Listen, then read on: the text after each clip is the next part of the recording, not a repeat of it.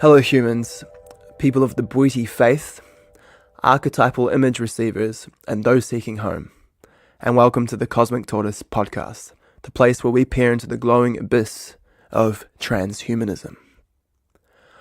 I'm your host, Ryan Ferris, and today's episode features Richie Ogulnick.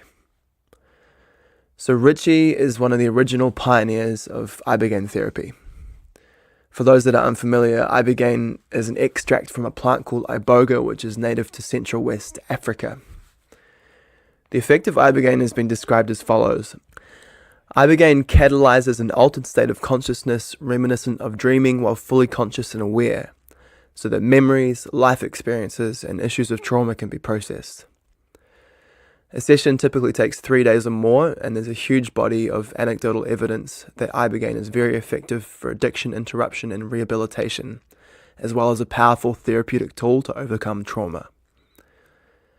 It has been described as the granddaddy of psychoactives, with the Amazonian brew ayahuasca taking the title of grandmother.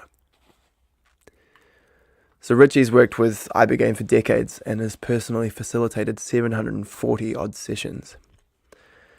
So we talk about a lot in this conversation. So we discuss Richie's story of his discovery of Ibogaine and how he brought it from Africa to the West. We talk about common threads and why people become addicted to opiates and other drugs. We also cover Richie's formulation of a herbal Vietnamese opiate remedy and then his subsequent encounter with the FDA, as well as some deeper philosophical questions as per usual. And these all interlink with the overarching theme of the human longing for freedom and a sense of peace. So I want to pull up a few stats on opiate abuse here. This is from the World Health Organization, and you can check these sources and the stats in the podcast description. So worldwide, there are an estimated 27 million people who suffered from opioid use disorders in 2016. 118,000 people died in 2015 alone due to opioid use. In the US in 2017, 29,000 people died due to synthetic pharmaceutical opioids such as methadone. So that's opioids, and here's some stats on Iboga, or Ibogaine. Since presumably the 1960s, 27 deaths in total have been reported from Ibogaine use, 21 of which had pre-existing heart conditions. So as you'll hear in the conversation following, anyone that's looking to do Iboga should do an EKG or an ECG to ensure that their heart is healthy and can handle the experience. Some people have also expressed concern with potential neurotoxicity with Ibogaine, and this has been demonstrated in rat models, but this was demonstrated with very high doses, so 100 milligrams a kilo and 300 milligrams a kilo. Doses of 40 milligrams a kilo did not demonstrate neurotoxicity in the rat model. So for reference, a typical dose of Ibogaine for humans is usually within the range of 12 to 20 milligrams per kilo. So nowhere near 100 and definitely nowhere near 300. So if you compare that, 27 deaths, 21 of which could have been prevented with ECG use in 50 or 60 years from Ibogaine, and 118,000 deaths in a single year from opioid use. I don't need to say much more about that. So yeah, people like Richie are doing an amazing job and providing incredible service to the world, and the sooner these powerful tools like Ibogaine can be utilized in a safe, legal, and affordable manner, the better. That's all I got to say for this intro. I really enjoyed this conversation, and I hope you guys will as well. So please enjoy this chat with Richie Ogulnick. Well, firstly, Richie, I want to say thank you for coming on the podcast. Really appreciate your time. Well, thanks for inviting me. So I thought we could start at the very beginning, how Iboga and Ibogaine first came into your life. Yeah, the story and how that discovery unfolded. Okay. Well, yeah. Blessed is he who begins at the beginning and stays there. Yeah. It's the gospel according to St. Thomas. Very top-bottom perspective. So, oh boy. Okay, so it was, we celebrate Thanksgiving here in the States, and it was Thanksgiving week of 1989, and it was a very strange and precarious, auspicious week for me. A whole series of very unusual things transpired in my life during those few days, and one of them, only one, was a phone call from an older, at the time, in his 50s, friend of mine who I met on the streets of New York City while he sold his wife's earrings on the streets of New York, and I was selling my handcrafted rings, which I crafted for 21 years. And we kept each other privy to the latest different modalities, cutting edge health modalities, and so on. And he called me and he asked me if I knew what Ibogaine was. And he had heard from a naturopathic physician friend of his that there were a couple of physicians, doctors, located in Amsterdam who just witnessed a couple of addiction interruption treatments in hotel rooms in the Netherlands, in Amsterdam. And I had never heard about Ibogaine, but I was intrigued. So I walked to the Herbarian Library at the University of Florida, here in Gainesville, Florida, and found a one-page readout, a little article about a fledgling small corporation created by Howard Lotsoff called NDA out of Staten Island in New York City. And I called Howard, and he sent me a packet of information. This was before most of us had computers, and he sent me a packet, and in the packet, one of the several pages was a series of testimonials from now ex-addicts. It turned out that Howard, when he was 19 in 1962, was a heroin addict, and he was also an explorer of psychoactives, and a chemist gave him a dose of Ibogaine and said to him, "I think you're going to find this to be very interesting." And he took the Ibogaine in his apartment down in downtown Manhattan. It's called the Village. And he walked out of his apartment 3.5 days later, and he said he looked up at a tree at 19 years old, and it was the first time that he wasn't afraid in his life. And then he walked further into the village, and he realized he wasn't in narcotic withdrawal, which he certainly should have been. And he was completely clean, and he wasn't craving. And so he asked the chemist, what was that? The chemist gave him 5 more doses. Howard dosed out 5 of his friends who were all also addicted to heroin, and they didn't experience any symptoms of withdrawal, none of the agony that they would be, ordinarily experiencing going through cold turkey from withdrawal from heroin, and they were placed into a pre-addictive state, also having experienced like the deepest, most profoundly transformational psychoactive that they've all ever experienced, the granddaddy of psychoactives. And so he shelved it, and 25 years later, he began to consider seeing if he can bring it to the population, bring it to the world. And so he created this small corporation. And when I read the subjective testimonials from ex-addicts, I was so mesmerized that I was just so completely thrilled. And my life during those few days was so, kind of synchronistic with a transformation for myself during that time of my life that I was so intrigued that I really wanted to go to Africa. And it took me a long time to gather the courage and a few $1,000s and a sleeping bag and a mosquito net, and to actually fly to Cameroon, to Yaoundé, Cameroon. And I thought, well, I can go down to the rainforest in southern Cameroon, where I heard that iboga grows, and my intention was to reach 1 million people. I couldn't understand why nobody knew about Ibogaine, and the only few people that did know about it were needing to pay like $15,000 to $18,000 to receive a treatment from a plant medicine. And I finally managed to fly to Cameroon, and I didn't know where to go. So I went to a university, and there was a few thousand kids walking around without books, and I spoke with a couple of the professors, and they hadn't been paid for a few years. There were glass panes on the ground.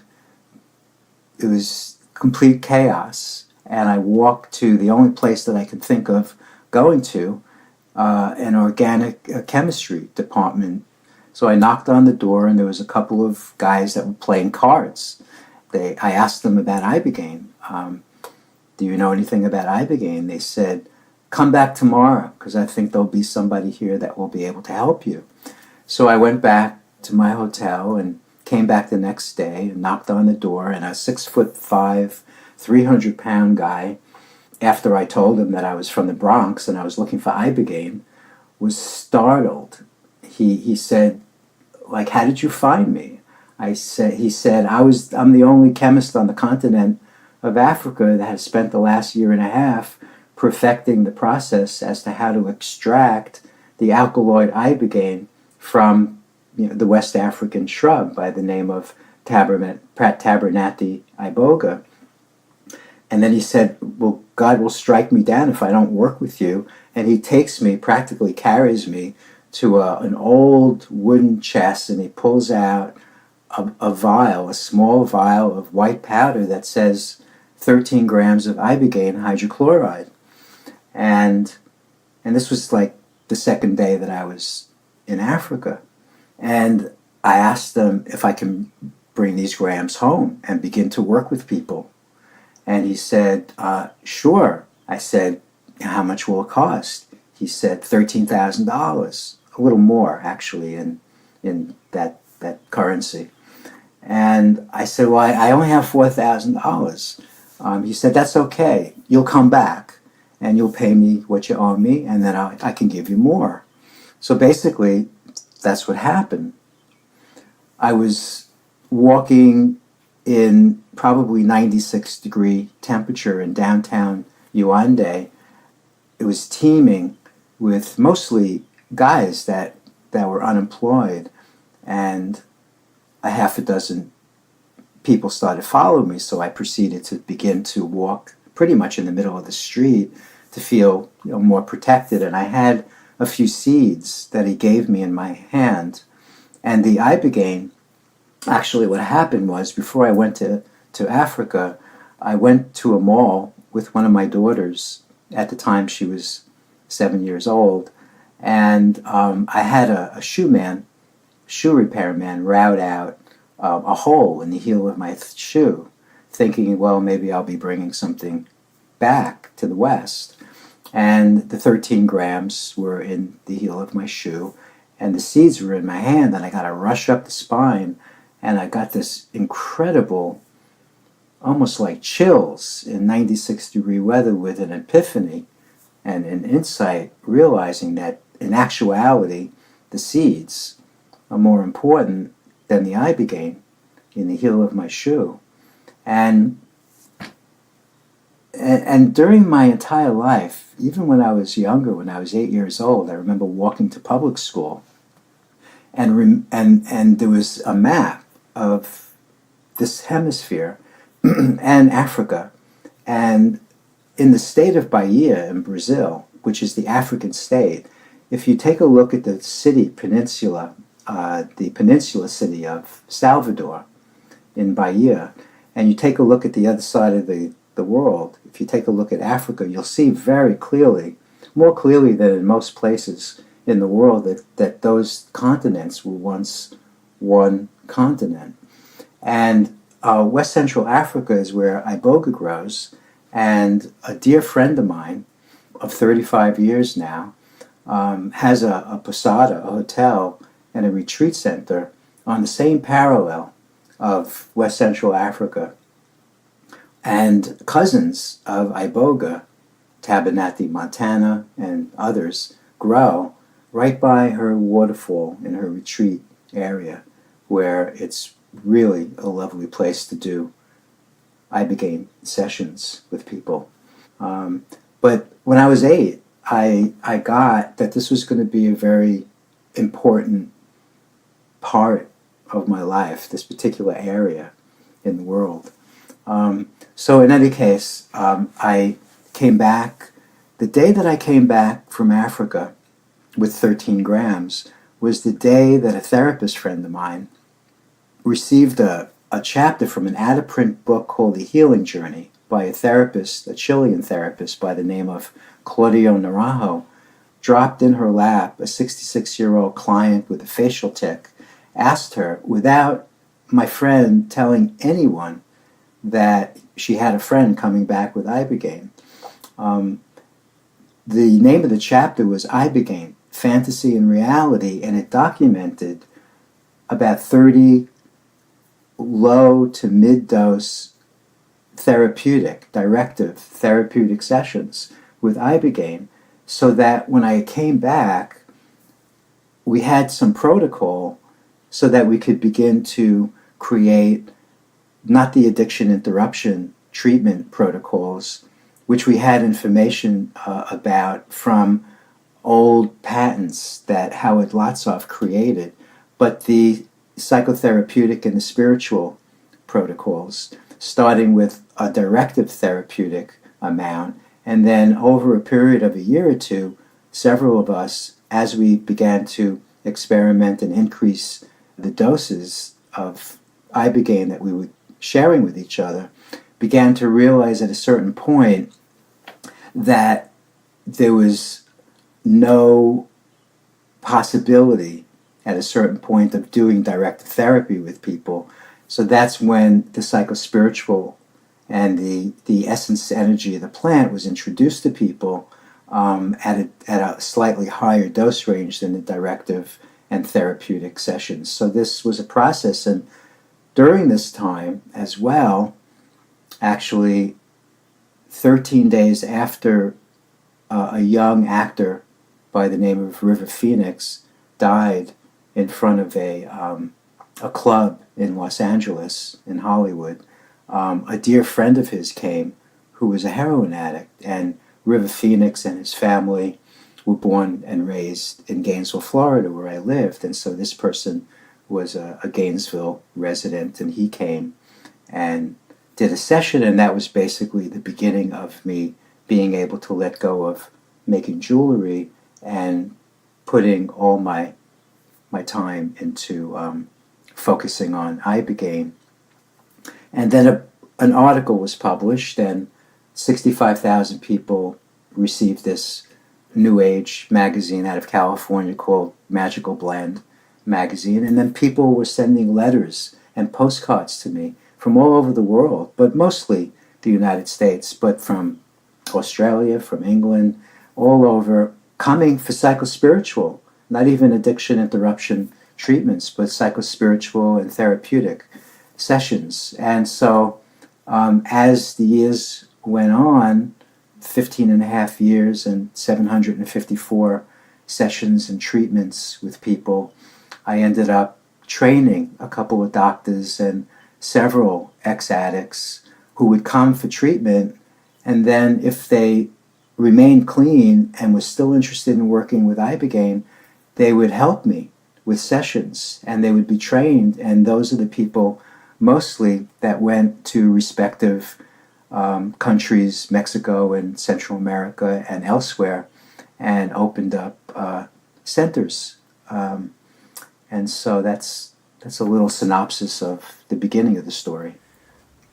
Just might rewind a little bit, and that's because you mentioned right at the beginning of that story that there was a point where you were looking for transformation in your own life, and that you got together all of this gear and this ticket to Cameroon. Would you mind talking about what compelled you to go on this adventure? I always wanted to find something that I can do as an end in itself, not as a means to an end. I seem to always surround myself with friends, whether they were a therapist or an acupuncturist or whoever, a teacher, but there were people that absolutely loved what they did. And although I liked making my simple jewelry, it was still a means to an end. It wasn't an end in itself. It wasn't a passion. And that week, for example, I was sitting up in meditation, and within 11 seconds, there were these two beings that were sitting on both sides of me, like I was in the middle. And at that particular point in my life, I was very sad. I had just separated from the mother of my daughter, and I had just turned 40, and I just really wanted to, transform my life somehow, or have my life transformed somehow. And these two beings that were sitting on both sides of me were looking past me at each other and having a ball. They were laughing so hard. And I was like thinking to myself, what is so wonderful? What is so wonderful? What is this? And I then, other things transpired during those 4 days, but then I received the call from my old friend, Al Markowitz, who happened to be an alcoholic, and that was his interest in Ibogaine. So that's really the reason why I became so intrigued. I had never been exposed to addiction. The only thing I was addicted to was, consensus reality. I was never addicted. And in fact, during the first few years that I was working with hardcore addicts that would come to me from all over, they would look at me like sideways and say like, where did you come from? It's like, I can't relate to you at all. And it was really challenging for me, and it took me years to be empathetic, to be more open, on the same page as they are. In fact, some years later, I drove up to New York City with the intention of creating the Ibogaine Underground, because I always wanted to reach a lot of people. And I was very reticent, very stubborn to admit to myself that Ibogaine was not going to be ever able to reach 1 million people. It wasn't going to be the home remedy that people can do legally, safely, inexpensively, without professional care. But my last-ditch effort was to go up to New York to invite a half a dozen people that wanted to be trained to work with Ibogaine throughout our country, throughout the United States. And they came, and we ended up distributing brochures and flyers in front of some methadone clinics in Harlem, in New York City. And during that summer, a few people learned how to work with Ibogaine, and we ended up doing about 40 sessions and treatments in people's apartments. And then people went back to their respective cities after a few months and continued the work. And there was somebody in New York that ended up doing about 400 sessions and treatments in New York City over a few-year period thereafter. But it wasn't until then, and it wasn't until I invited myself up to watch a heroin runner shoot heroin, and he actually allowed us and a couple who were dealing the heroin throughout the city was actually allowing us to come up and to witness this experience, because I really wanted to understand as deeply as I possibly can what the draw was, what was the pull to do heroin, besides, of course, when it becomes physically addicting.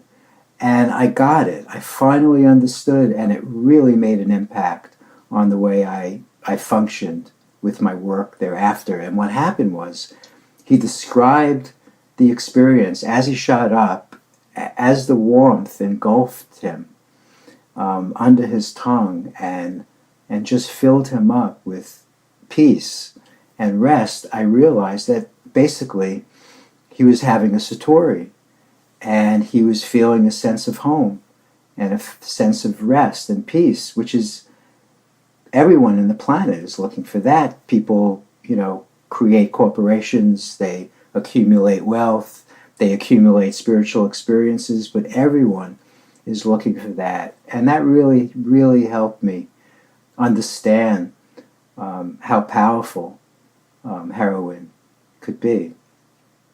So I've got a question about the heroin experience there, and then I've got a couple of questions also rewinding again. But when you say it's a satori, could you define that really quickly? And then also, do you think that the experiences that people have when they take heroin or other opiates, these experiences of peace, are true experiences, or are they in some way false?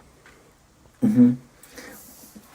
Well, let's see. The definition of satori would be like a tremendous feeling of freedom, a wonderful sense of that you're not your body, mind, that there's no self, and you are. Period. Okay. It's a very beautiful feeling of freedom, and it's freedom from everything, from freedom from any definition of who I thought I was. It's just a sense of I amness that really doesn't have any limits. There's a sense of timelessness, and there's a sense of no space. And so when I watched him, I felt an accord. I felt I could finally relate to this. As far as the validity of the heroin experience, I think that whether it's LSD or any drug that facilitates that experience, I think the experience is absolutely genuine. That sense of being home and of being at rest. And that is a condition that I believe we could experience every moment of our life, or a lot, because it's who we really are. And we tend to get too caught up on the separate sense of self that we've created falsely as a result of culture, parents, and so on. So it's about finding a path to that homely, familiar feeling of peace in one's life that is sustainable and healthy in a way, and not in a way that's long-term damaging, like a heroin addiction. Right. Yeah, okay. Right, and finding a path. It's kind of like realizing that there is no path, because it's already so deeply who we really are, that we just really need to relax and not do anything.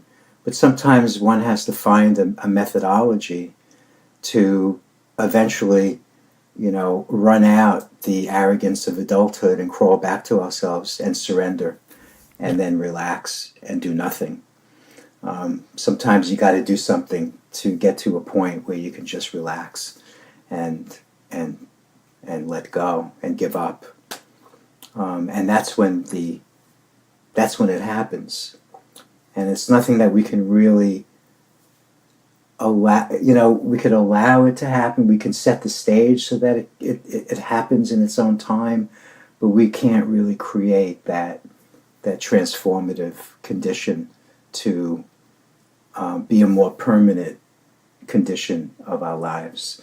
And so people chase after it. They chase after it through heroin, through, materialism, through spiritual materialism, to attain to that which we already are.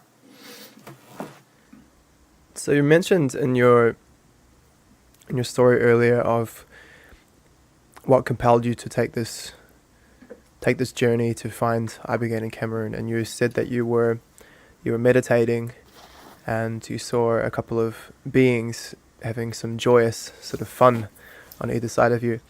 Mm-hmm. Has these kind of experiences permeated your life always, or is it something that happened when you started meditating? Mm-hmm. Uh-huh. How did that kind of thing happen, and how has it influenced your life? Uh-huh.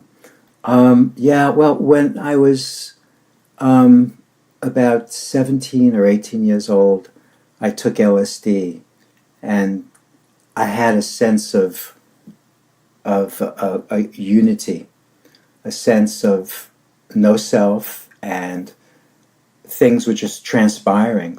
There was no individual will. Everything was just happening, like by itself, and the body-mind was just functioning just automatically, and it was a very, very freeing, very beautiful experience. And then I took LSD a second, third, fourth time, and it didn't come back, and that encouraged me to begin to meditate. And during my 20s, I did a lot of teacher training courses, and I spent many hours a day over a period of months and years meditating, and I had a lot of different experiences. Through my early 30s. When I was 33, I went into the desert in Mexico for 33 days, and I was completely alone in the desert, just relaxing. And it was a very powerful experience, and integrating it into my life was also a very transforming time. And then I moved on to life in the world, relationships, having kids, and then I was introduced to the Ibogaine. I became very enamored and very passionate about reaching as many people as I can. I was very excited, and I had a lot of vested interest in bringing it into the world. And so I got kind of carried with, worldly activities. And so so it wasn't an unusual experience for me to have this kind of experience, although it hadn't happened for several years. It was something that I was really familiar with. I've talked about this particular topic of these sort of entities that one might encounter through meditation or through psychedelics such as DMT with a bunch of guests, because I find them really fascinating. And we had a guy on the podcast a wee while back. His name's Daniel M. Ingram, and he's a emergency medicine physician and a master meditator. He wrote a book called The Mastering the Core Teachings of the Buddha. And I asked him about these kind of entities or beings. I asked him if he thinks that they're objectively real, and he said he doesn't really care if they're objectively real. He said right. what he's interested in is if they're causal. Now, I guess the big argument against why they might not be objectively real is that it's very difficult to prove that they can bring back novel information, such as some high, crazy mathematical theorem or something along those lines. But, yeah, as Daniel said, he's more interested in whether, if they do appear, whether you act on their appearance and whether they're causal. I agree. Yeah, Yeah, what well, are your I thoughts? agree that what's more significant is how those experiences, those visits affect your life, and whether they're part of ourselves or whether they're actual separate entities. I had so many experiences of meeting up with entities during meditation during those years that I was doing hours and hours a day of meditation. And I remember very clearly receiving teachings. And even when I was a child, I remember flying around the neighborhood and meeting up with classrooms of, of kids with a teacher who I would revisit over and over again. I would probably recognize him if I saw him. Um, and yet, I don't know, after all these accumulated experiences, I just know that I'm, you know, on Skype with you. That's all that I know. I don't know if these things, I don't believe in anything. Um, I don't think it's necessary or appropriate to believe in anything. That's very interesting. Could you get a little bit more into detail on what you mean by that? Um, well, I think that even if we believe in something that's true, it keeps us from experiencing it directly.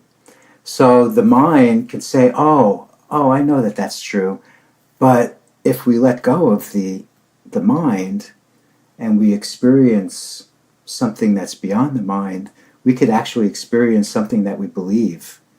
And to me, existential experience is so much more vital and significant than believing in anything. Simply being, as you said earlier. Yeah, yeah, and just and appreciating all that is, being part and parcel of all that is. So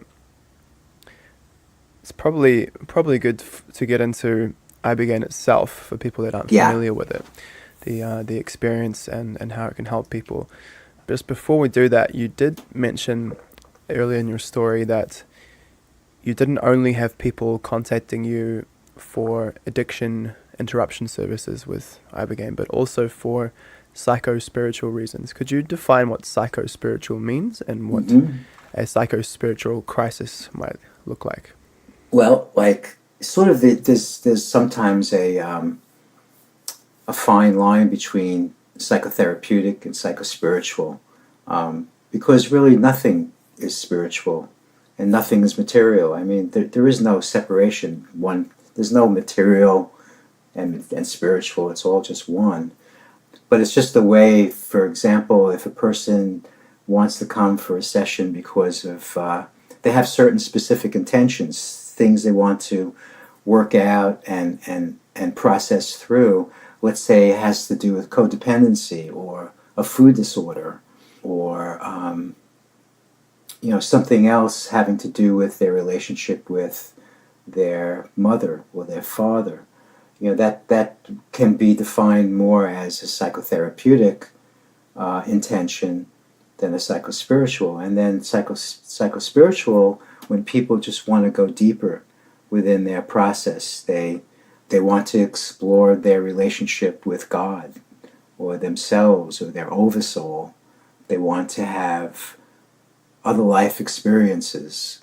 And not that the Ibogaine will necessarily give them what they want, but invariably, what I learned, and what I had quite a bit of resistance in accepting at first, because I wanted people to get what they wanted, but what I learned after a while was people really get just what they need, and it's not necessarily what they want.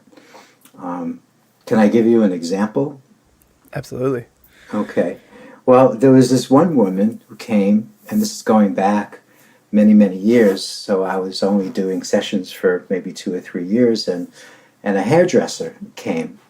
A woman who had always wanted to dress hair, and she always wanted to cut hair, and she was married to a hairdresser, and they both made their $500 a day each.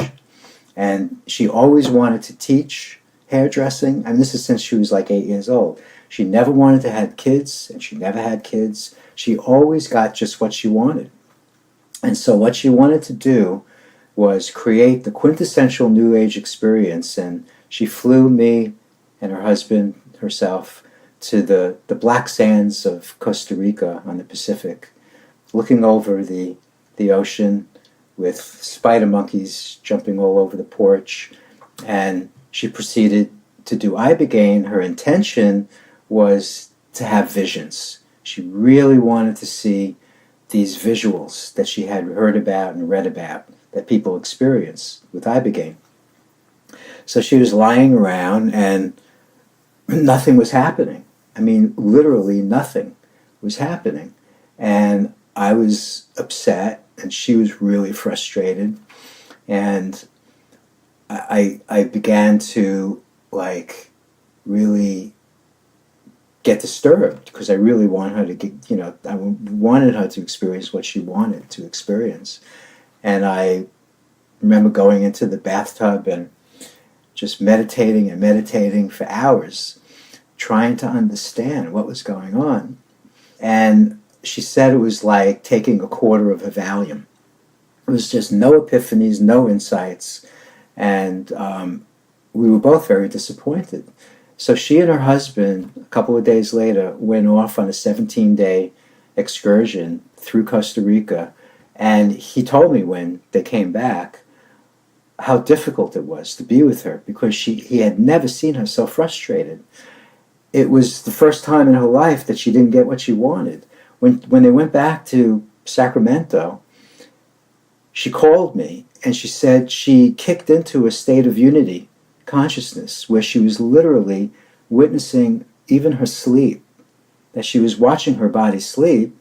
For 10 months, she was in such a clear state that she said that she was utilizing about 1/4 of the body-mind energy that she would normally utilize, because everything was just completely in flow. And she was so happy. And my interpretation of this was that she, through the Ibogaine, accessed a level of frustration that she never enabled herself to access before. And as a result, she burned through something that wasn't enabling her to really appreciate the light of presence permeating through her, which began to happen after she had this really hard 3 weeks. So in that way, that was to me, and I learned a lot from that experience. It was learning that people don't necessarily need to get what they want, but they get what they need.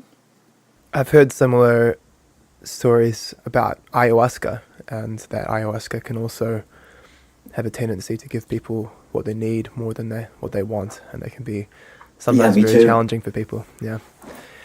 So Iboga and Ibogaine themselves, perhaps you could share your first personal experience with, I guess it would have been Ibogaine, the extraction, this Ibogaine hydrochloride that you'd acquired from this chemist. That's right. Yeah. It was about a 96.5% pretty pure Ibogaine hydrochloride. And so we began to surround ourselves with therapists, and we began to direct therapy. And my first intention during my first experience was to access repressed memories around my relationship with Mother. It was very interesting. I was sitting up in a lounge chair and went to experience a series of pictorial gestalts, storylines in picture form, like a movie screen. And the really interesting thing about Ibogaine is that there's such a strong witness component, and I really think that the witnessing of process enables people to have life-transforming experiences and to integrate these hours into their life so that it becomes really meaningful. It's not just reflecting upon an experience one had the night before, but it's really the beginning, as if there's a language, a new language that's been introduced to you. And it's like the beginning of a process that goes on for months. People call me 4 to 8 months later, having finally, they say that their intentions have been worked through and explored, and maybe they'll do it in a year's time again. But Ibogaine is something that people don't do more often than once a year, once every few years, and usually not more often than a couple to a few times in a lifetime. It's not something that one does once a week or once a month. It's this very long, arduous, 3-stage experience, and like, for example, the second stage is 24 to 36 hours long, where you are under the covers with your eyes closed. If you're taking like the dose range that we're sharing, I'll get back to my personal experience in a moment. Sure thing. But it's a long experience that is a very deep, self-reflective experience where you're not sleeping, you're in a waking dream state, your eyes are closed, but you don't sleep for at least through one full night. My experience initially was very different. It was directive because we were taking initially similar doses to Claudio Naranjo's documentation in the late 60s and early 70s that he presented in that book, in the chapter called Ibogaine, Fantasy and Reality. And it was very profound. It was very interesting. I went back to very specific memories, and pictorial, like a movie screen appeared, and I got to see a lot of process. And then my second experience was a little higher in dose range, and it was relationship with Father, and a similar series of pictorials and snippets appeared. And then we moved on to the higher doses, and then we were moving into unknown territory. We were moving more into what I would consider the psychospiritual, because the essence energy of the plant was introduced, and it became, analogical for at least a while, for like a 45-minute or an hour period. There was no directive therapy that could be done during that peak time, because the plant was, there was a surrendering process that had to take place, because the plant was overwhelming the sense of self. Those were I think I did 4 sessions, and this is going back so many years, over a 5-year period. And how did you find suppressed memories of mother, and then you said you explored father? Mm-hmm. How did those turn out for you? They were transforming. The thing is, for me personally, I was never a psychonaut. I was never that. I had done a few LSD sessions when I was really young, and then I got right into other methodologies, and mostly meditation. And unlike, people have been thinking through the years that I'm really well versed in the psychedelic and psychoactive world, I'm really not. So it was effective for me. It was really interesting. It was useful, but it was never my path. The path that I had to do with sharing it with people, but it wasn't my path to actually move in that direction with the amount of dedication and fervor that I had for other methodologies. So if you were to describe a common experience of Ibogaine, and you mentioned before that there's 3 stages, Mm-hmm. could you run me through what a Mm-hmm. typical session might look like? Okay. Well, it's different according to whether it's addiction interruption, which requires a lot more Ibogaine, and therapeutic and psychospiritual.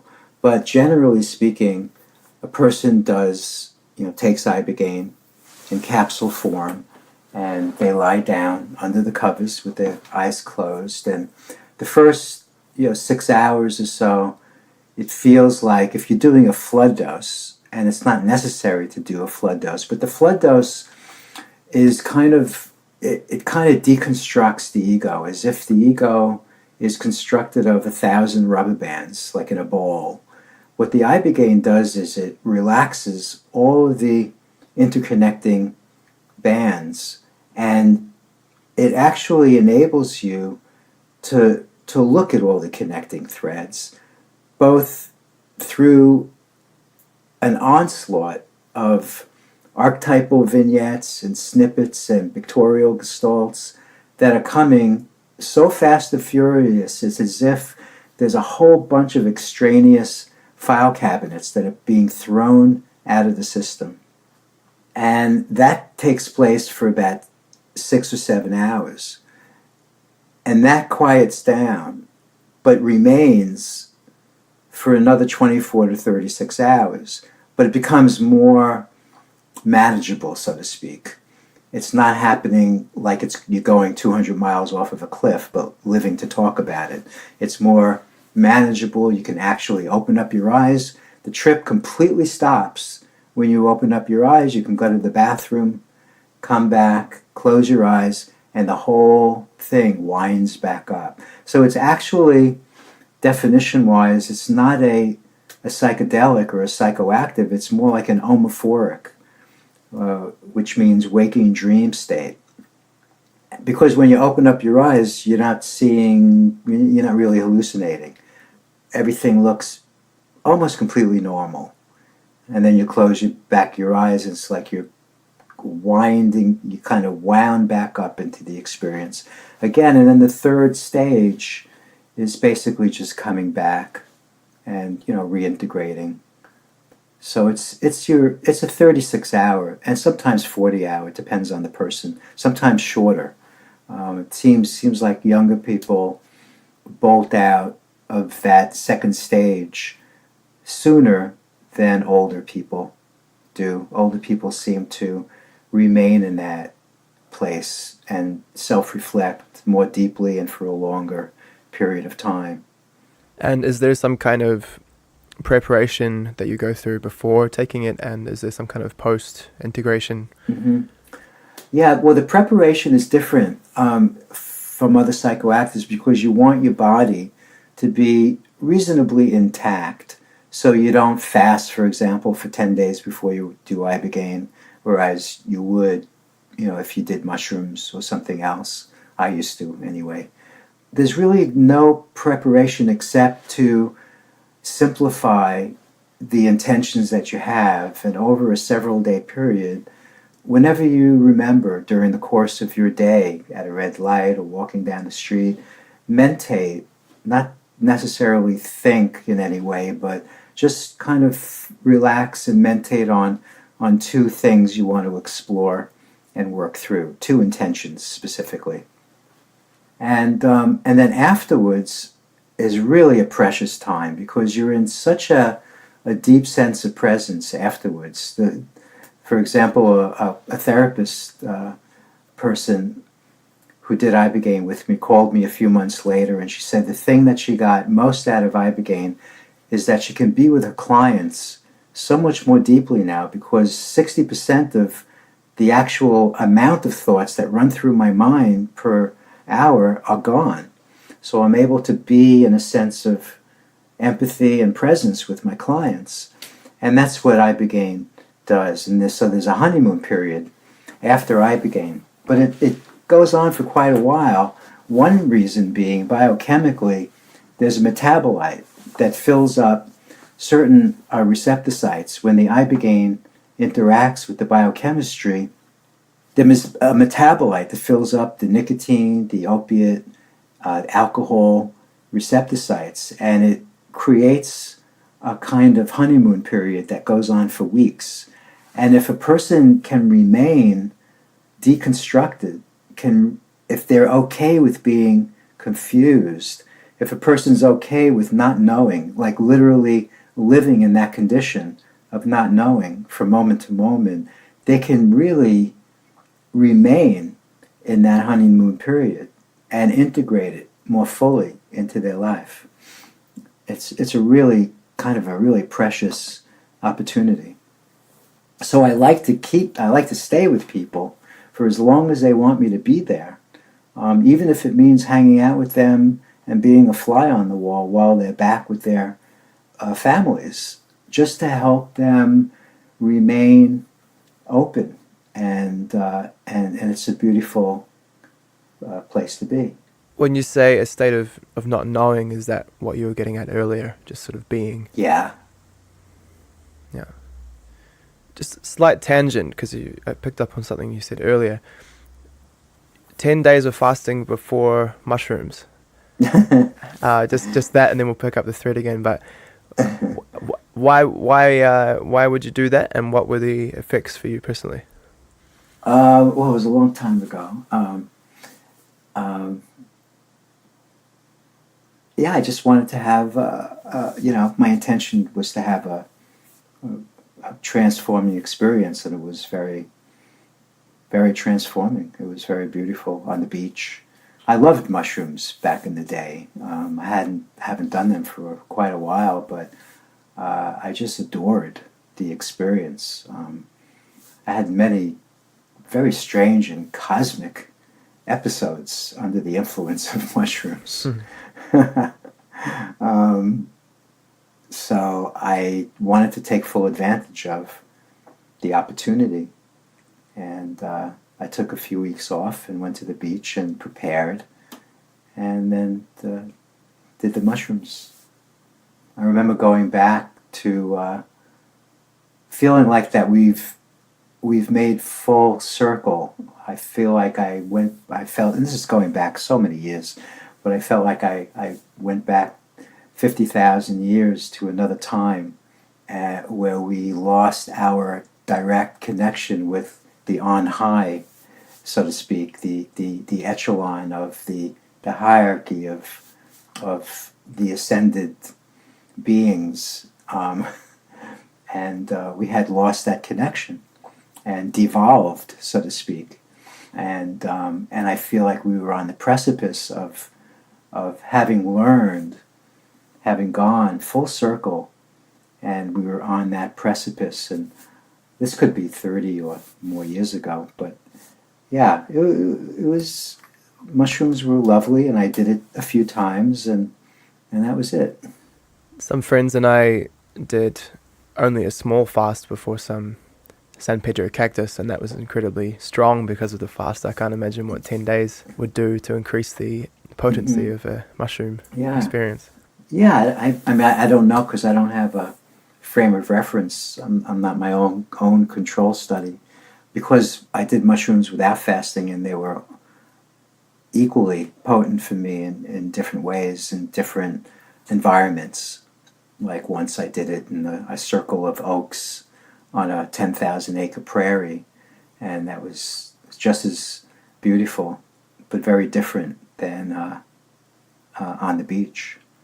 So moving back to the thread that we were on before, you mentioned that after Ibogaine there's a kind of honeymoon period, and you also mentioned that the receptors, you mentioned the nicotine receptor and the opiate receptors and the GABA or alcohol receptors all sort of become reset. Would any of those substances, upon taking them, interrupt that honeymoon period? No, not necessarily. People relapse. In other words, like a person that was doing heroin, let's say a 25-year-old guy is doing heroin for 8 years, and they do Ibogaine, and the propensity that they've had is not to look within themselves very much at all. So they'll come out of an Ibogaine session not necessarily having had any insights or a review of the burnt bridges, the reason why they became addicted, the realization of knowing that they have to do something uniquely different this time, because most addicts have gone through several rehabs and several ways of detoxing before they come to Ibogaine. But they'll come out of it literally, instead of being placed into a pre-addictive state, they're thrown into a pre-addictive state, and they say, I don't know what that was all about, but I didn't go through any withdrawal, and I'm not craving. And they could be kayaking 3,000 miles away the next day, because I've seen it happen, and then relapsing 3 months later, or even 3 weeks later. I think that if people relapse, that's the end of the honeymoon. But if they use once and then go, okay, this is not happening for me, they can remain in that period, in that condition. There's a lot to be said about what addicts should do after they come out of an Ibogaine session, because after about 10 years of being on the phone with parents and mostly sisters and wives of addicts, probably 70% of the addicts that came to me are guys, 30% are women. I began to notice a pattern, and sometimes it felt like I was talking to the same family for 10 years because the pattern was so clear. And it turned out that when I put it to the test and I began to speak with people and ask them a specific question having to do with whether they were abandoned by the same-sex parent, whether if there were a guy, whether there was an emotional and or physical break with their dad when they were somewhere between the ages of, let's say, 5 to 15, 60% of the time there would be silence on the other end of the phone, and then they would confess and they would wonder how I knew. And as the years went on, I began to actually talk a lot more about what a person should avail themselves of after an Ibogaine session for addiction interruption than the Ibogaine treatment that itself, because I know the miracle component of Ibogaine, but I also know its downside. And its downside is that you feel a 25 to 35-year-old guy doing heroin or whatever for many years feels as though they have just spent the last year and a half in a rehab and they're clean for a year and a half after Ibogaine, and it's been 36 hours since they took their last opiate of choice. They feel so reset that they can't imagine that they'll ever relapse. And if they don't address that initial issue, which brought them to the addictive situation in the first place, invariably, if they're in their 20s and 30s, they're going to relapse. Almost always. If they're in their 40s and 50s, they may not. There's a good amount of people that don't because they've already burnt a lot of bridges. They usually reflect much more deeply during the Ibogaine session and realize a lot more. They usually have a family with a couple of kids on their way to college with a mortgage and a job that they like. But if you're in your 20s and 30s, and if you don't have a life, and if you're still living and receiving a roof over your head from mom and or dad, there's a really good chance if you don't do anything but Ibogaine, you're going to relapse. And so my focus is talking to people about this, that they need to incorporate a couple of other things immediately after they come back from doing Ibogaine. And one of the things is because addicts tend to be a lot more intelligent and sensitive than the average therapist, it's really easy for them to sit across from a therapist and in the name of therapy, not really doing any work at all.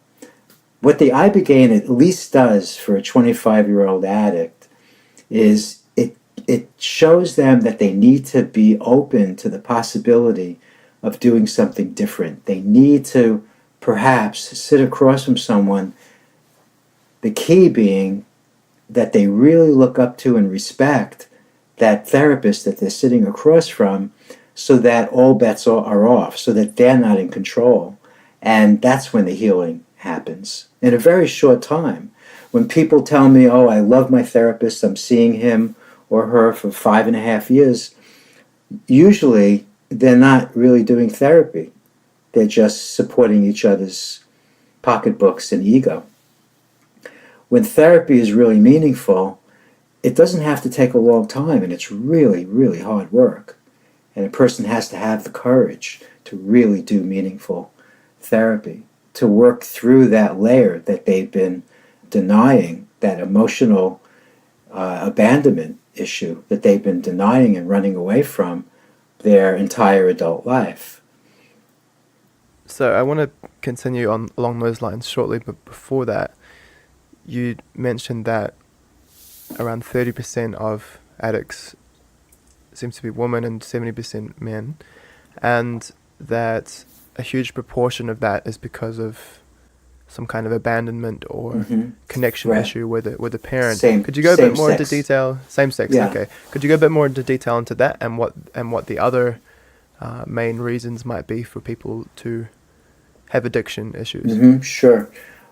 Well, I could only tell you from my experience of being on the phone for over 20 years with families and addicts that about 60% have this emotional and or physical break with the same-sex parent, and then about 20% with the opposite sex parent. And then there's another 20%, 15% who are of a personality type that will try anything once. They tend to be very enamored more than other people to new and exciting and adventurous experiences. So they'll be the type that will jump out of a plane, or they'll try every drug, on the market or under the market, underground.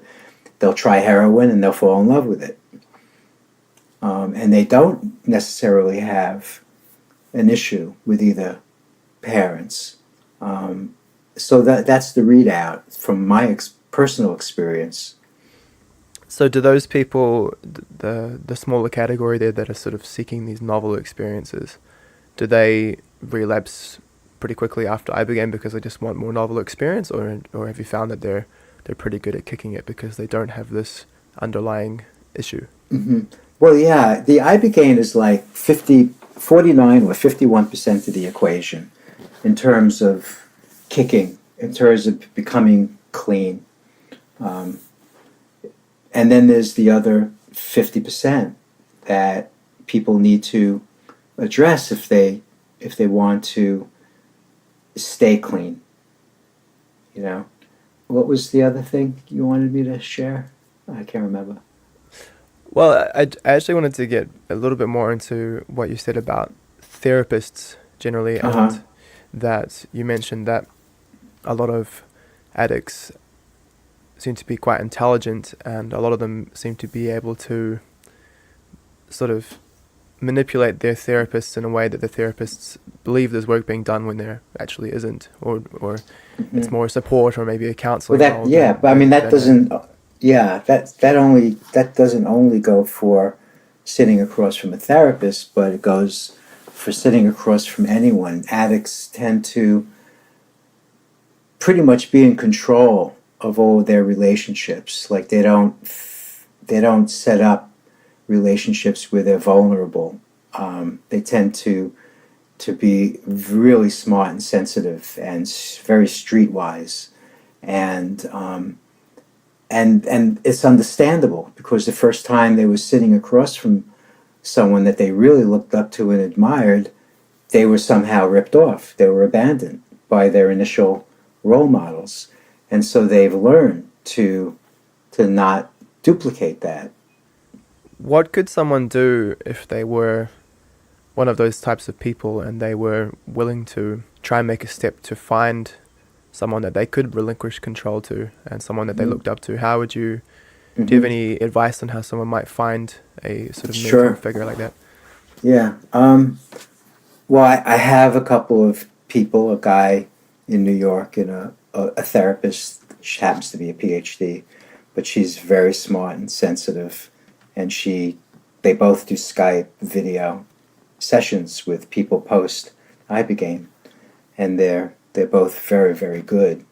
And a person sometimes needs to shop around, and they need to be aware, because they know when they really look up and respect a person. They know when they can wrap a therapist around their finger. It may take 2 or 3 sessions to discover it one way or another, but they may just have to go shopping, and if they have the willingness and the support, the funds somehow to do this exploration, it's really worthwhile. Inadvertently, it's funny, but what happens sometimes in the 12-step process, and this is like almost in quotes by accident, somebody in the 12-step program will find the sponsor, and they so admire and respect the sponsor that this type of healing happens. But it happens rarely, and what I'm saying is you can actually create this relationship deliberately and consciously. You can actually, find somebody without it just happening, kind of precariously, through, for example, the 12-step program, when that happens once in a while. That's fascinating. So coming back to Iboga itself, there's been talk, well, more than talk, I've read that there are inherent risks with Iboga especially, and there might still be some kind of risks with Ibogaine. Could you describe the difference between Iboga as the plant or root material and Ibogaine, and also the risks inherent in both of these experiences? Okay. Well, Iboga could be a form of the plant where the actual Ibogaine is mostly situated inside of the second layer. There's 3 layers of root bark shavings. There's the first layer doesn't have that much Iboga in it. The second layer has a lot, and the third doesn't have as much as the second. And so in the ceremonies, they actually scrape, they access the second layer, and they utilize it, and they isolate it, and they give people spoonfuls and spoonfuls. And of course, a person has to ingest enough to, so-called break open the head and have this psycho-spiritual rite of initiatory passage experience in West Central Africa. So they have to ingest a lot of spoonfuls because it's maybe 7 to 11% Ibogaine, which invariably is like a pretty challenging experience. There's a lot of purging that happens, so we've isolated even the total alkaloid we have in about a 35 to 85% Ibogaine, and then a representation of the other alkaloids that are located in the plant, which creates the synergy between them. So the total alkaloid is a really nice combination of Ibogaine and the other alkaloids, which lends to the psychospiritual and therapeutic sessions, whereas the isolated Ibogaine hydrochloride, 96-97%, is best for the addiction interruption because it adds more metabolite to the receptor sites and it just takes care of the addiction, places a person into a pre-addictive state from a substance. As far as red flags, the EKG, the heart, so this is what happens when the heart encounters Ibogaine. It temporarily prolongs what's called the QT, which is the electrical current that runs through the heart. And if the QT is already prolonged, and the EKG indicates that, then it's possible, doesn't happen very often, but it's possible that the heart can go into arrhythmia, which could be dangerous. There's been Ibogaine-related deaths. Most of them have occurred when people have self-medicated with Ibogaine. A lot of addicts' health is compromised when they come to Ibogaine, and it's absolutely imperative to make sure that the heart is eligible for an Ibogaine experience. The psychospiritual and therapeutic sessions, a person doesn't do as much Ibogaine. People tend to be much healthier when they come into an Ibogaine session. But still, it's important to receive an EKG to make sure that a person is a candidate for Ibogaine. And if they are, then it's inherently safe. Can you speak a little bit to the other alkaloids found in Iboga? A little than bit, Ibogaine? yeah. We don't know that much about them, but I do have a chemist professor friend of mine who actually is very intent during this coming year on continuing work that he did some years ago. I know Chris for like 25 years, but he wants to isolate. I believe it's ibogaine, which comes in much smaller quantities, but is actually more potent than Ibogaine.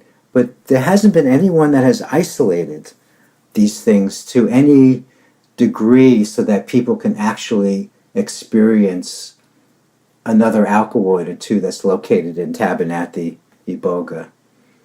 You mentioned in the sort of mixture that you have there, you said anywhere between 30 and 85% or so of Ibogaine, and then you said you had a representation of the other alkaloids. Has anyone ever tried just the other alkaloids and without the Ibogaine? Yeah, that's what I'm trying to share when it comes to my friend Chris and how he wants to isolate. He only told me a few years ago that he isolated, I think it was ibogaine, and he tried it, and it was very, very potent.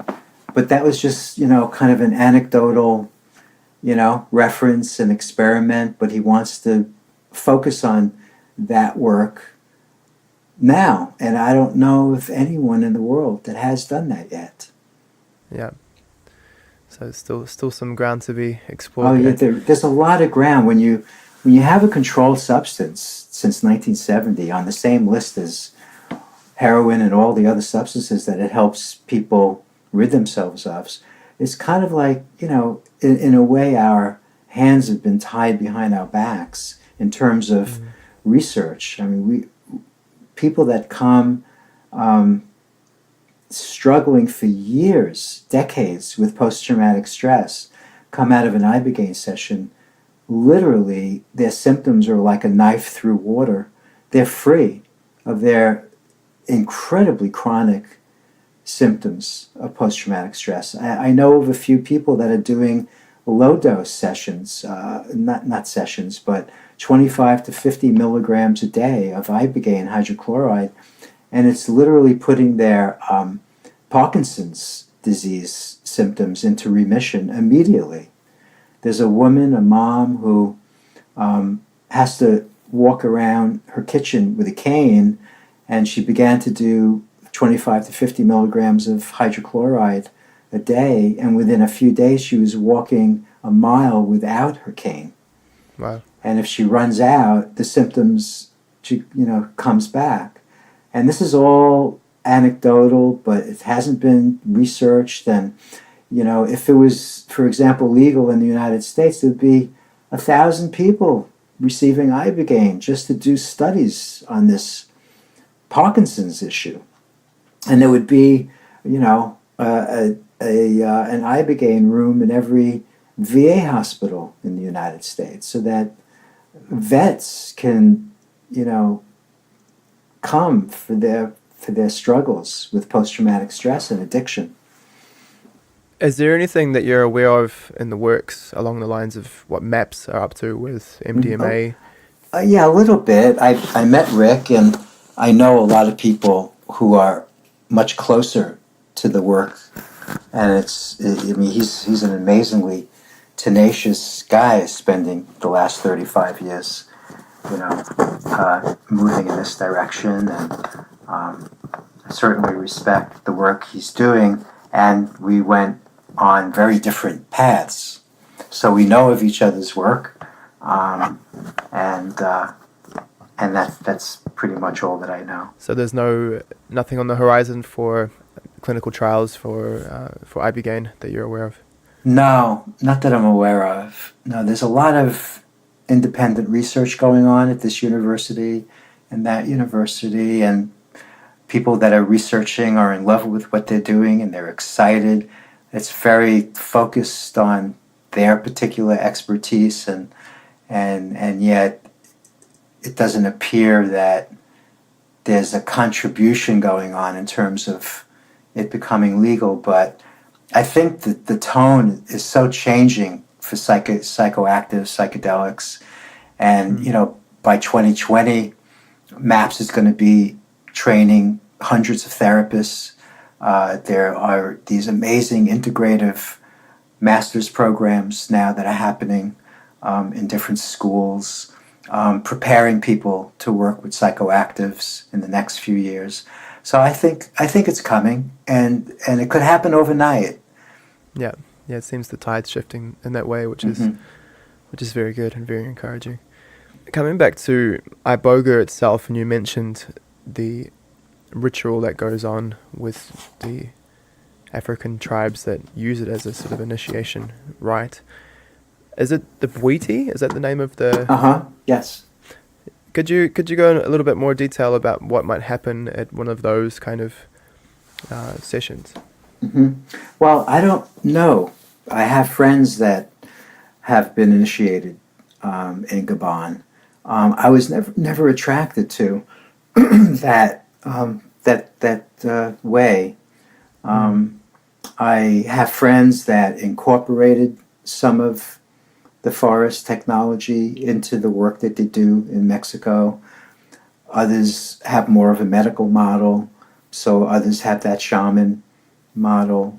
But I was always really attracted to not diverting the energy to crawling under a dozen people's legs and dancing and music. I always felt it appropriate to simply create a very secure and protected and quiet environment for someone to quietly process this without the diversions that my interpretation were diversions. So I'm really very American. I'm a quintessential, just an American person. Yeah. So okay. Yeah, fair enough. Yeah, and ingesting spoonfuls and spoonfuls of freshly scraped bark. Very intense. Too enticing, tasting. I have to say. And so now we put it into a few capsules and under the covers with their eyes closed, and not even music unless they want music, but just a quiet, darkened room and somebody quietly. It's a very passive-oriented facilitation. It's labor-intensive in a way because there's no group process going on here. It's a very one-on-one, and it takes a few days of an Ibogaine provider really being, focused on one person. Very quietly, though, because some people ask me, well, I want to share. Should I bring a tape recorder? And I say, well, make sure it's voice activated, because you may say a few words and then 12 hours later you may finish the sentence. Yeah. So it's very quiet. Yeah. It's very quiet, yeah. I'll just say for anyone that's interested in reading more about the Bwiti and the ritual, they could try reading a book called Breaking Open the Head by Daniel Pinchbeck. The first opening chapter, he describes his experiences with the Bwiti, and it's one anecdote, but it sounds kind of harrowing, to say the least. Yeah. Well, Ibogaine is daunting. Yeah. Whether you do it with the Western model or the Bwiti, it's daunting, and it's the granddaddy of them all. Ayahuasca is the grandma, and Ibogaine does seem to be the granddad. Yeah, you just completely preempted my question there, which is perfect. So, why are they described in that manner? Why is Ibogaine the granddaddy and ayahuasca the grandmother? Well, people say that, and I haven't experienced ayahuasca, but I know so many people that have had, and they tend to feel female, energetic, and that it opens the heart, whereas Ibogaine invariably is a male, energetic, and it quiets the mind. It's more mind involved. And some Ibogaine providers are beginning to integrate both, and certainly not at the same time, but some weeks separate from one another. And there seems to be nice integration from that. I've experienced ayahuasca, and I can also speak to the feminine, maternal, ancient mother kind of a presence that it contains, yeah. Mm. Mm. DMT as well seems to have a bit of that going on. I thought we might better talk a little bit about Vietnam and opiates. Uh-huh. Okay. This is another story and another adventure of yours that I found very interesting, and would like to get into again if that's cool. Yeah. Okay. So, given that my initial intention when I went to Africa was to reach a lot of people, my intention was to pick up 40,000 doses for 3 cents each, go to Needle Park in Europe where thousands of people show up for their free needles. I would dose out 20,000 people. 1/4 of them would show up for their needles the following week. I would call CNN, and that would be the end of my messianic complex. That was the trip. Yeah. I was totally naive, of course. What else is new? And I hope I'm still naive. But that's what I thought. And so after so many years and feeling that I didn't have anything more to really offer the Ibogaine world, and I certainly didn't want to become a cog on the wheel and just make a living referring people to other providers and so on, I went to Vietnam because I had heard about a combination of 13 different Chinese and Vietnamese herbs that they called hientos. And so when you go to a place like Vietnam, wherever you go in the world where they're growing opium, invariably there are family members that, as a result of having to cutting the harvests off between harvests, the younger people in the families that are in the culture of growing opium for 1,000 years or something need to find active ingredients in plants in their respective forests, in their provinces, that tend to help ameliorate the symptoms of withdrawal. And there was a guy that not only did he go to his particular province, this is going back about 40 years, but he went to many different provinces and found all of the active ingredients and combined all the different provinces' active ingredients and different herbs to create what he called hientos. And over the last 20 years, there's a doctor, Dr. Song, in Vietnam, who standardized and put it into, from a tea, put it into a powdered form, and then the government, this is all under the auspices of the Vietnamese, communist government, put it into a standardized form, encapsulated it, boxed it, and so I went to Vietnam. I was invited by the doctors because they had heard about the work that I was doing with Ibogaine, and I witnessed a lot of sessions and brought boxes back and began to share it with people, and then realized it was going to be very difficult to work with the Vietnamese government. It was very expensive, and it was just really going nowhere as far as my capacity to share it with more people. So I connected with a dear acupuncturist person locally who teaches Chinese traditional medicine for the last 35 years. And during a 1.5 year period, we, through trial and error of sharing it with addicts and not seeing that it was efficacious, and then what we came to was a combination of 18 different Chinese and Western herbs that significantly decreases the tolerance to opioids. It's inexpensive, safe, legal, doesn't require professional care, all the things that I wanted Ibogaine to be. It's not a psychoactive. People can do it on their own. It basically empowers a person to create a different relationship with their drug of choice. And then I began to share it with people more and more until I received a call from a heroin dealer located in New Orleans who said that he came down from $250 worth of heroin to $20 or $30 worth in 9 days. So I drove to New Orleans because he said he wanted to share it with 19 of his clients that he was selling heroin to. And I hung out for 6 weeks with him and these people and their families. And it was really interesting because it was the first time that I was actually seeing with my own eyes how this stuff worked. And it didn't have a name yet, but it was just this powder that I was giving to people in plastic bags to try.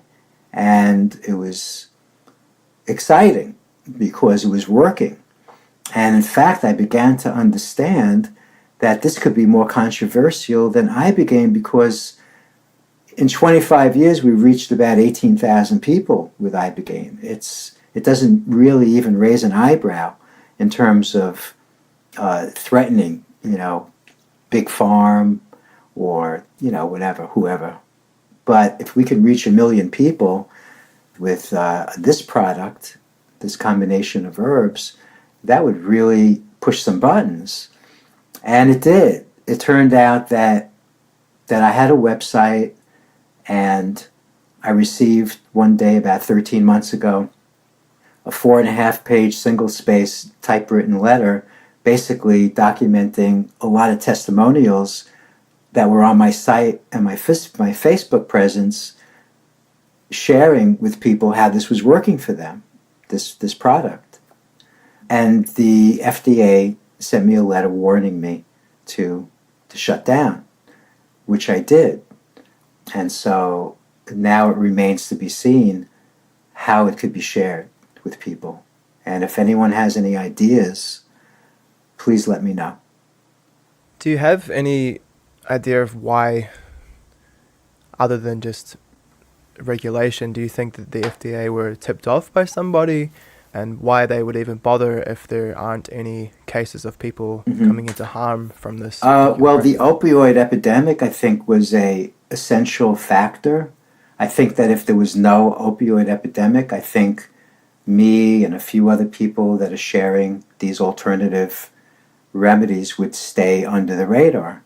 But basically, what also has transpired during the last year is that Google no longer allows people that are working with Ibogaine to advertise through Google AdWords, and then a few months later, no detox facility or recovery center could no longer advertise with Google AdWords.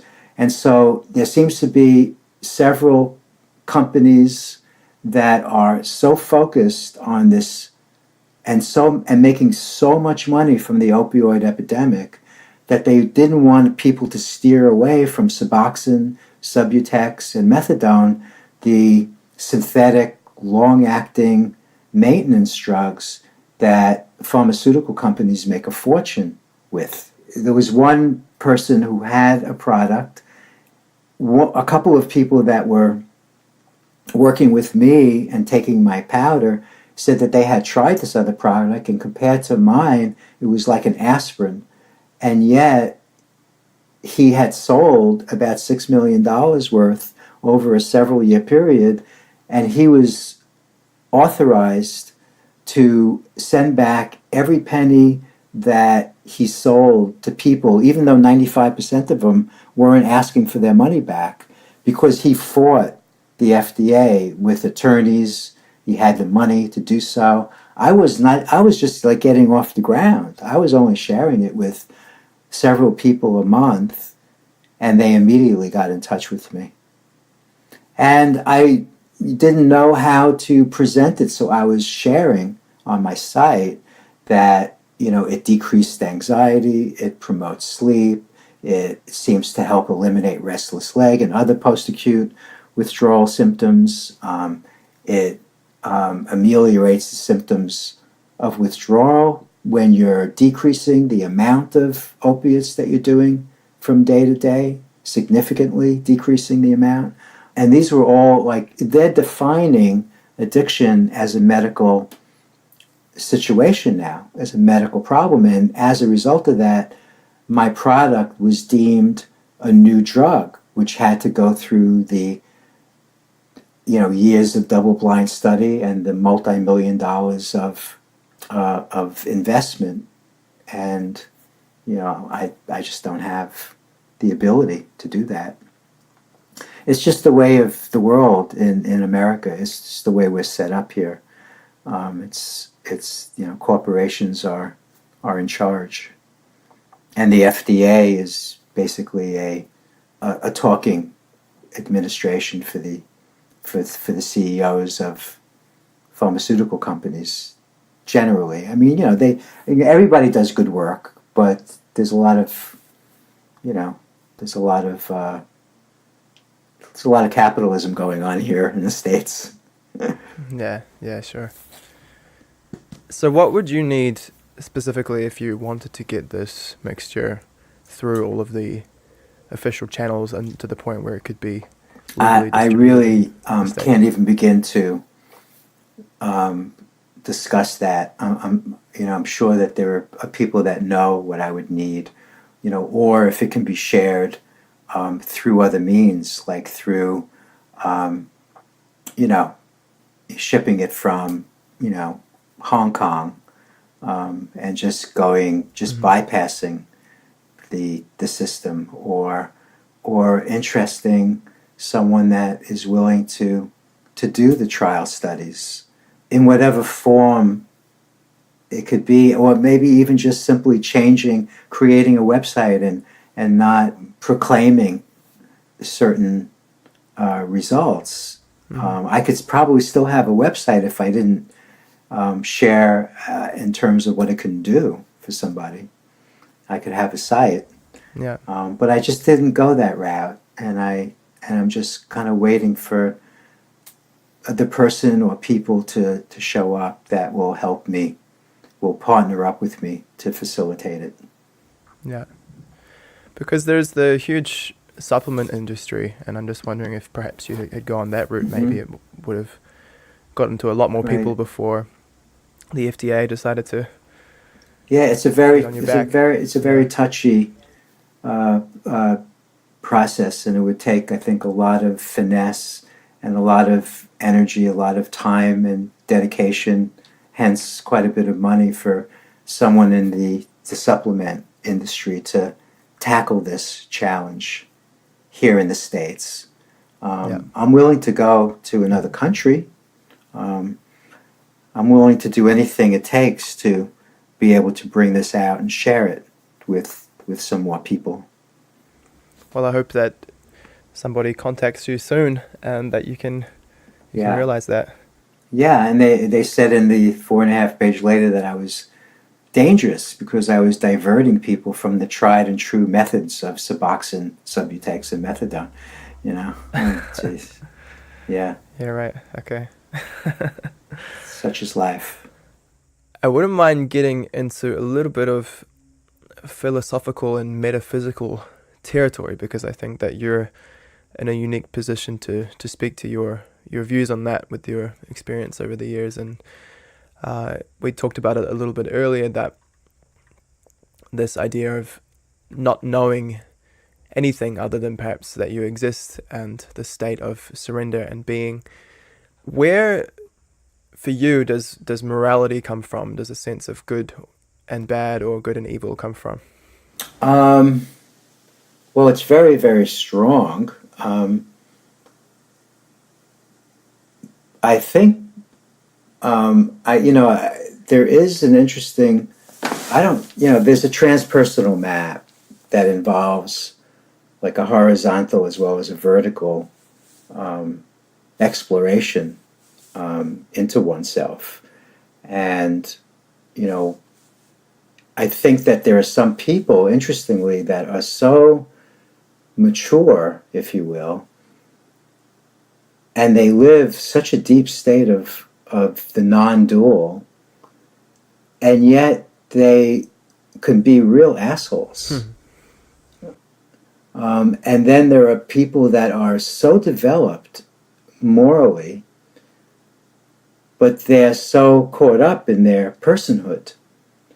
And so, the exploration needs to take place both vertically and horizontally, if you will. It needs to include the entire transpersonal map, because one can certainly become so enamored with that non-dual condition that they can feel like completely oblivious, because there's no such thing as right and wrong, good or bad, spiritual, material, and so on. So all polarities drop, and where does morality come into the picture?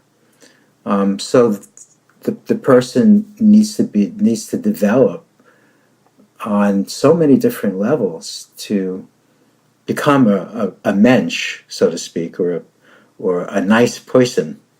Does that answer the question at all? Somewhat, yeah. What's this this axis of horizontal and vertical on this transpersonal map? Well, it involves, digging deep into the psychology of an individual, recognizing that there is such a thing as a separate sense of self, as a person, but then also coming to the point where you can cut the cord and, to some degree at least, lose identification with that there is only a personal, separate sense of self, but that there's a unifying experience too, a unifying condition, so that there is no self and there's no separation. But both, I feel, are really significant to round out a human being, to be a whole human being. One is limping on one foot and the other is limping on the other foot.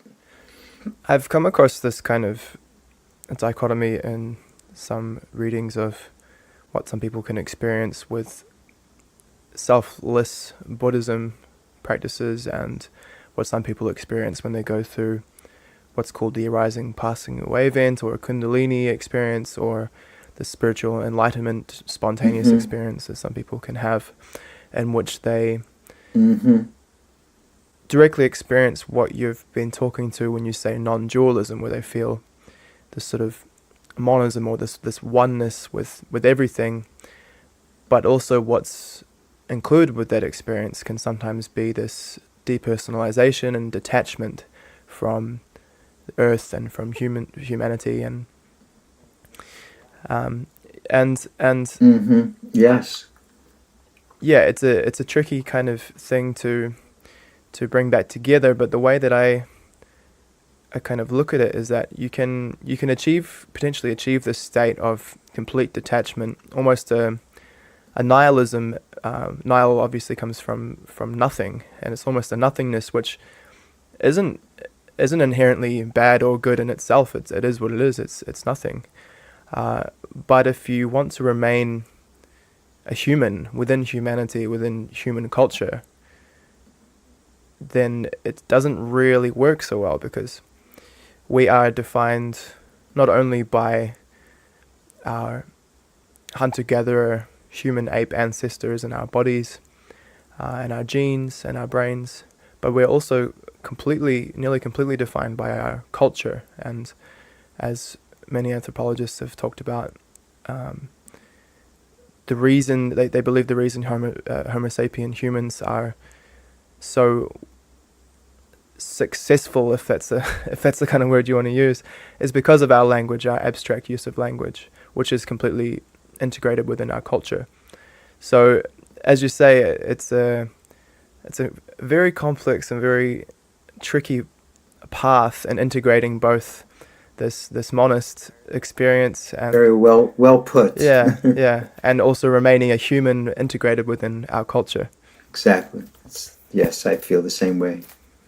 Is there anything you might be able to recommend for people if they want to explore both of these paths in a wholesome way and find some kind of integration in the center?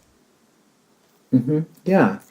Well, there's a really interesting series of interviews conducted by a gentleman by the name of Rick Archer, and it's called Buddha at the Gas Pump. And it's an ongoing series of interviews, discussions with spiritually awakening people.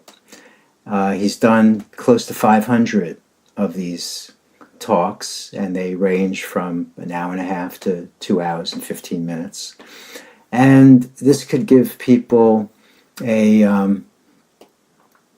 preview of what they may want to delve into more deeply. There's so many teachers, and they're coming from, from non-dual to Hasidism to Christianity to, Zen and so on. And so it's good to shop and to find what you resonate with, and then go into that particular methodology or no methodology or teaching more deeply.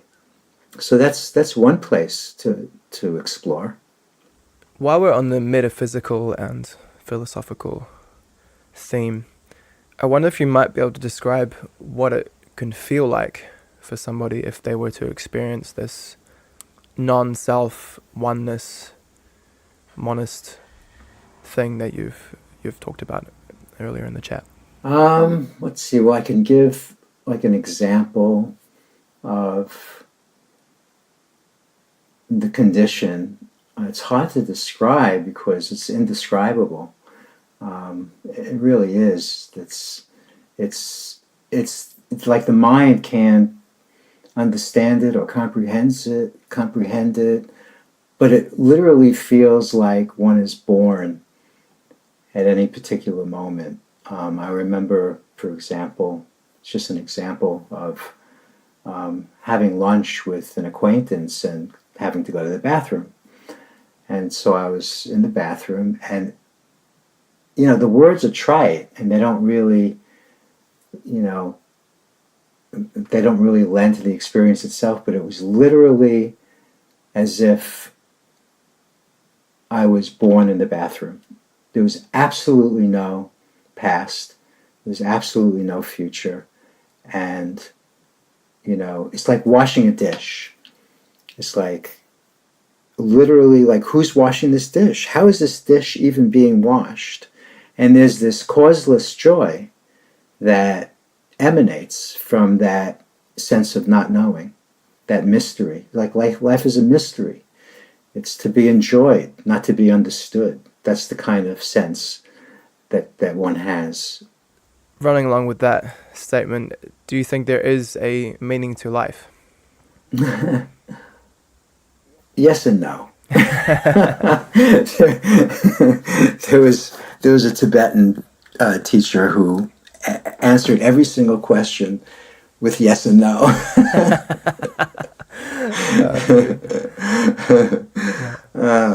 But it feels right. Yeah. Yeah, fair enough. All right, I got one more question on the philosophical, metaphysical realm.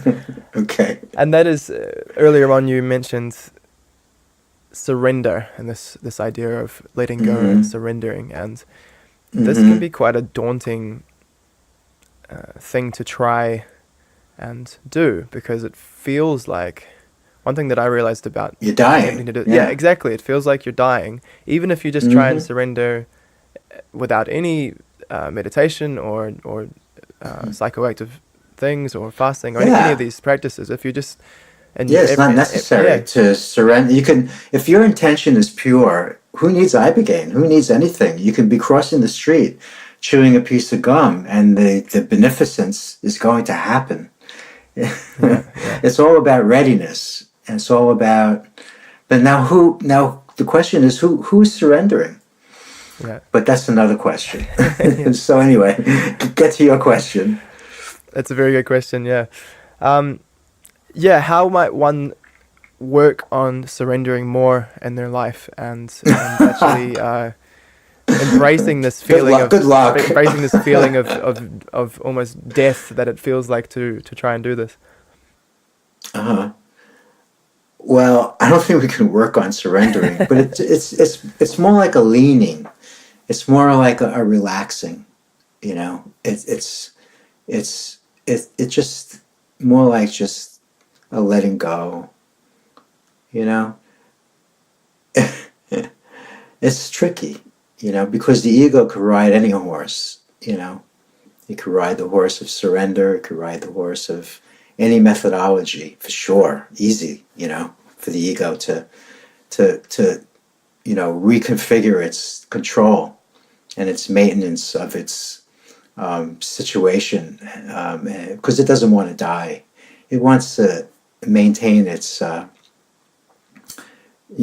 supremacy over the situation at hand, the human condition, and it's just the watching of it, and it's just letting it wind itself down, and then once in a while there's the beneficence, there's the happening of no self that just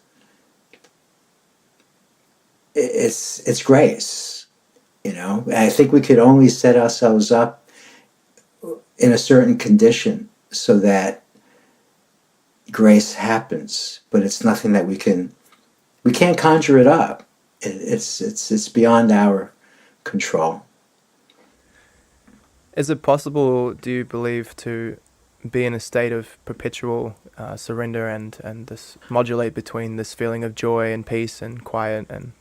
Yes, I think that a person may have an occasional, white puffy cloud that passes by in the form of thoughts, emotions, and within a very, very short span of time, it just, fades. So, yes, I think so. I've met a few people far and wide, traveling, and back then, searching for teachers. In fact, even now, resonating with a couple of teachers that are, I feel, abiding in that condition. It's not an experience, it's a condition, because it's always present. I seem to, be attracted to having a person like this or two in my life at all times that I can draw inspiration from. What are the factors or indications that somebody might be one of these people? Their level of equanimity, of love, of dedication to the human condition, of all the good qualities. I mean, there are some personalities that exhibit this condition that are more aggressive, more relentless, and there are others that are softer and sweeter. Every personality is different, but every awakening, I think, is really the same. You mentioned equanimity there, and I think that's a very important one. Could you define equanimity? Just a level of detachment and not taking the body-mind so seriously, not identifying very much with the body-mind, having a sense of divine will opposed to individual will.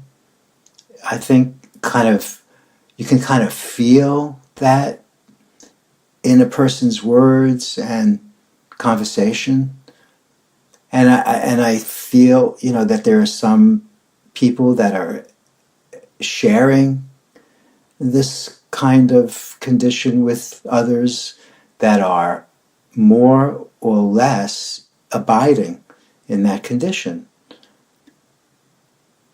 Some layers of the onion are more permeable and others are less permeable. And as a consequence, the personalities that are exhibiting this condition and wanting to share it with others have a different tone about them, some more abiding in that silence from where their words emanate from than others.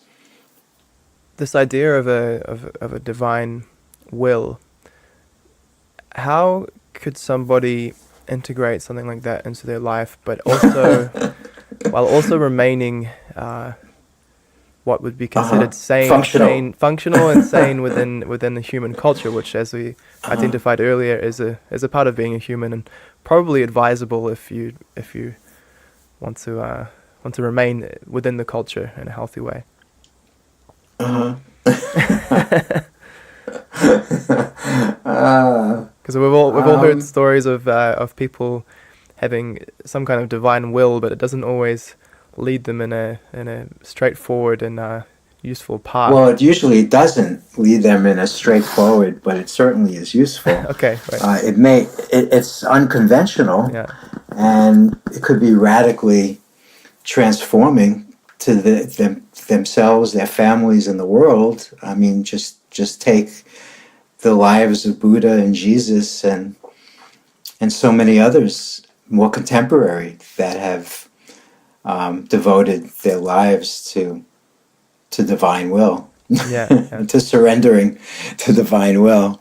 They're usually, warriors, so to speak, pretty radical people that, often have been hated and loved, but pretty, not too often feeling neutral towards a person like that. Yeah. So you ask really good questions, though. I enjoy them. Thanks. I suppose what I'm getting at here is that people can go off the rails in such a manner that they end up causing harm to themselves and others. Oh yeah, well, that's different. That's what I mean. Have you got any ideas of how one might sort of vaccinate themselves against? You're right. Against I have some ideas about it. Yeah, some I mean that's what ashrams were created for in the first place. People would, and that's what those crazy, intense facial expressions of those statues and on the temples in different parts of the world are all about. There's a particular time in a person's process when they are dropping the social ego, and there's a sense of madness that goes on. Here in the West, we'll want a person to become as functional as possible as soon as possible, but in the East, they'll take a person into an ashram and support that deconstruction of the social ego, and they'll metaphorically diaper a person and feed them and take care of them until they are exhibiting a whole new level of orderliness coming from the chaos of the breakdown of the social ego. So, spiritual emergency centers would be wonderful to have available here in the West, more than what we have available. For that reason, I celebrate when a person is confused. Confusion is highly underrated. And yet it's not supported by the culture, by families. It's frightening. Just like it's frightening to talk about physical death, it's frightening to talk about ego loss or ego death. Yeah, it seems to be that a lot of the people that end up in mental institutions, most of their suffering seems to come from the societal expectation and the societal shame that's thrust upon them when they go into that state. And that's quite interesting that you're mentioning there that if we had some kind of space where people could, in a sense, lose themselves for however long is necessary. And there are spaces. There are retreat centers in Costa Rica. There are places in this hemisphere I'm talking about, and I'm sure there are in Australia, New Zealand, as well. You just have to search for them. Whereas in India, they're so much more prevalent.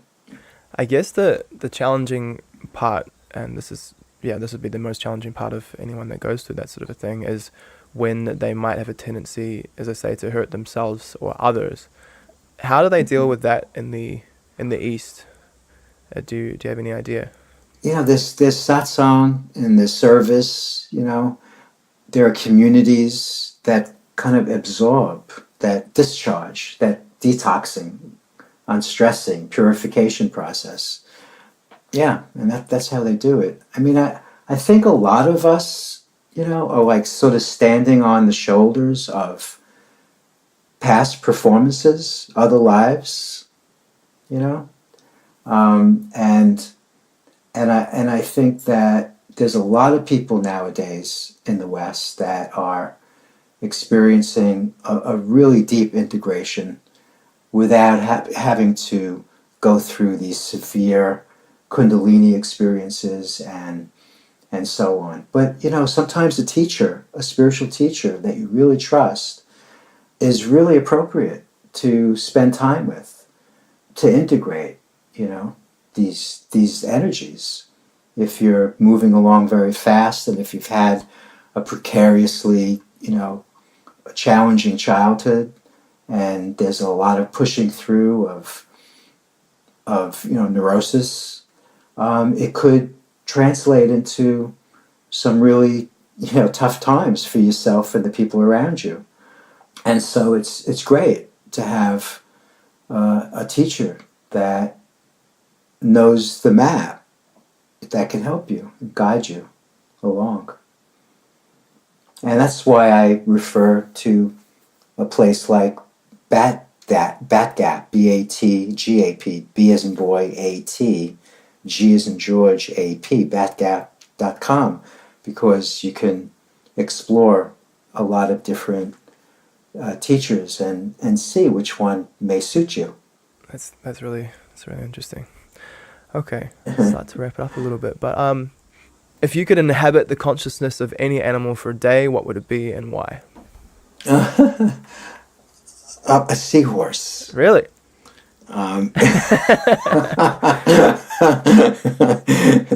I've always been attracted to seahorses, and it wasn't until after I was enamored by them that I found out that the males are the ones that give birth. So you would like to experience giving birth?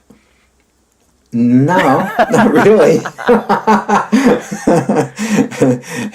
Just energetically, from a distance. I'd like to. That's quite a question. Yeah. Well, but that was my answer. That's good. We'll take it. All right. How can people get in contact with you, and what services do you offer as far as Ibogaine is concerned? And let people know about your contact and resources. Yeah.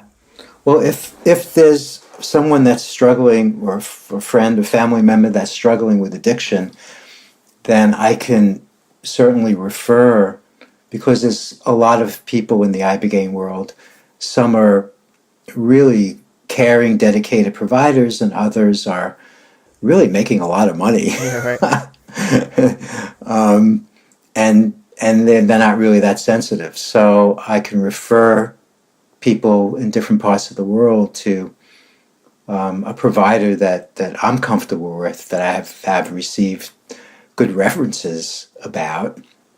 But when it comes for the therapeutic or the psychospiritual work, I'm available to travel anywhere in the world, as long as my expenses are paid for, and I make even a little bit of money over and above expenses. If there are a few people that want to create like a Zoom living room lecture or a conference call, the thing is, it took me a few years to come back to the Ibogaine world, because I feel like there's a missing piece.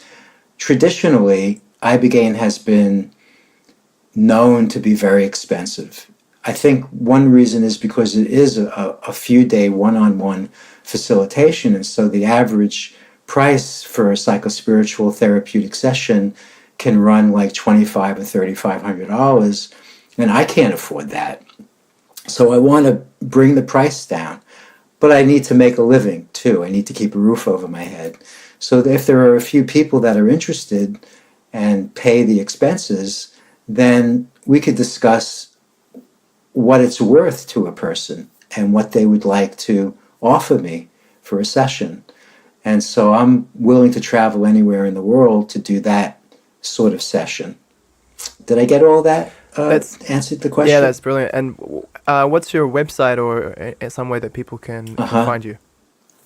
Yeah, well, the website name is going to change, but for now, I'm just changing it from a Wix site to a WordPress site, and in the next few days it may change, but for now it's www.iboga.with Richie, Rachie, Iboga, that's I, B as in boy, O, G as in George, A, with, WITH, Richie, RACHIE.com. And you can always reach me on WhatsApp or the phone or Skype. Are you going to, on your site, can I give you those different ways in which people... I will put the website and the updated website on the notes and and any other contact details, and people can find that in the show notes of the podcast here. Great. Okay. Great. Thanks. Yeah. So you might have a few people getting in touch. That'd be good. Yeah, would be good. Hey Richie, thank you so much for your time. I've really enjoyed this conversation.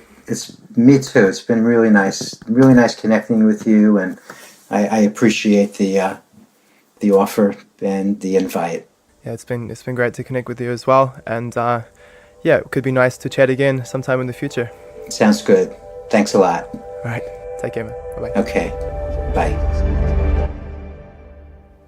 Hey all, it's Ryan here. Thank you very much for tuning into the Cosmic Tortoise podcast.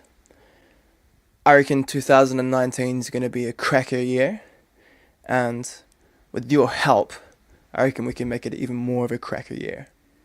Chucking us a rating on iTunes, sharing the podcast with someone that you think may find it interesting or fun or educational, or sharing on some kind of a crazy social media channel would all be massively appreciated by us and would help us grow, help us put more frequent episodes out, and find even more crazy and interesting people to chat with. So if you have a spare 30 seconds and you want to give back, any of those options would help us immensely. Once again, thanks for listening, and we'll see you next time on the Cosmic Tortoise podcast.